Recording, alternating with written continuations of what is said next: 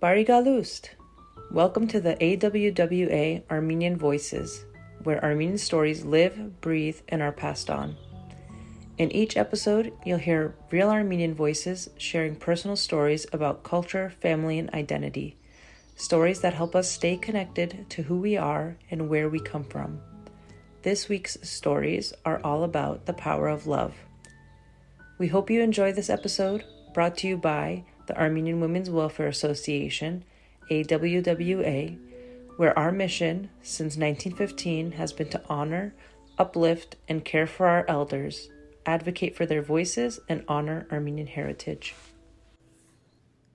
So identity is something that's very interesting to me because there's nothing that really defines it other than the fact that you are born into this life and you are told, you are raised into a certain way of thinking, a certain way of being.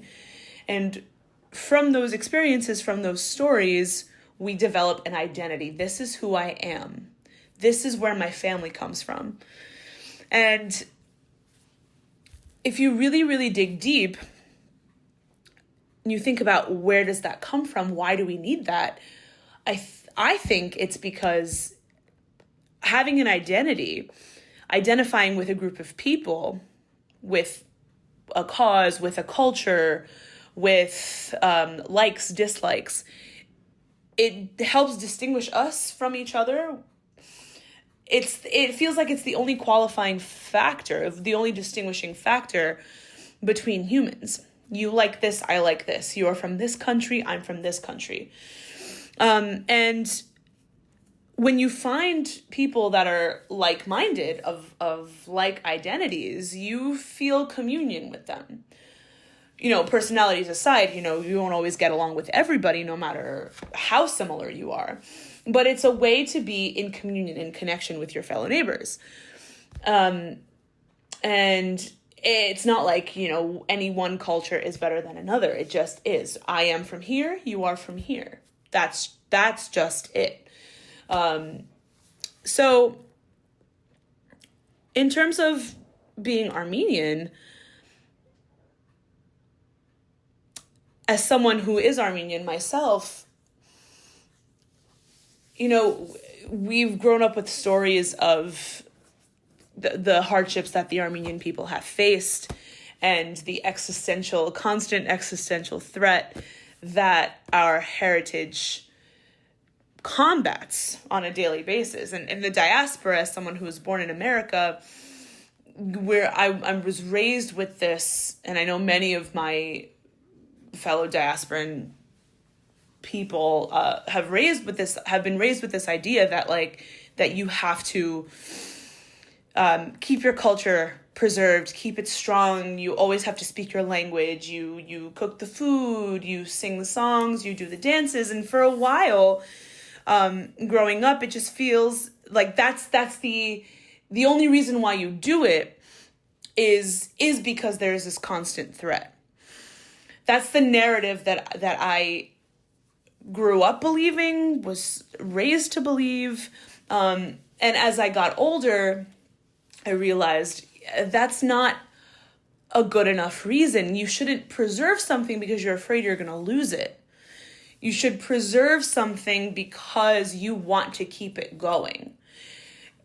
It's the same thing, but it's a different mindset. And I think when that mindset shifted for me as I got older, my Armenian identity also shifted. It moved from this idea of victimhood, oh no, we're going to lose something, we have to keep it going. It moved from that into, this is something that connects me to my ancestors. This is something that connects me to what is a part of me, to what's inside of me, to what's in my blood. One is a victim mentality, a fear-based mentality, and one is an empowering mentality. And for me, that's where cultural preservation has grown and has taken shape in my life. cultural preservation, especially preserving the Armenian culture for me, because that's my identity. You can talk about this idea with any culture of the world, especially those that have experienced similar levels of existential threat. It's this reconnecting of the ancient. And when we do that, when we reconnect to our ancient traditions, our traditions of folk song, of dance, of community, of getting together and, learning the ancient ways, I think that helps us heal whatever hurt, whatever generational hurt we carry with us, because we all do. Connecting and communing in the modern day with the ancient traditions, there's a bridge that's built. And with that bridge, we can almost go back in time and heal the parts of ourselves that need healing. And by connecting to that ancient past, we realize that healing. And that in turn makes us a more wholesome, put together person in the present, which brings us towards the future, which continues to then perpetuate. We can then perpetuate ourselves and our culture more. I think it's no secret that, the farther away a cultural group is away from their homeland, things change, traditions change. And I think that's okay. There's a level of that has to exist. But I think we always have to have that one foot in the ancient, not living in the past, not this idea of I have to stay there. Oh, it was better then. No. It's this idea of going back to your roots, connecting with the ancient parts of yourselves, which I think is far, far more valuable than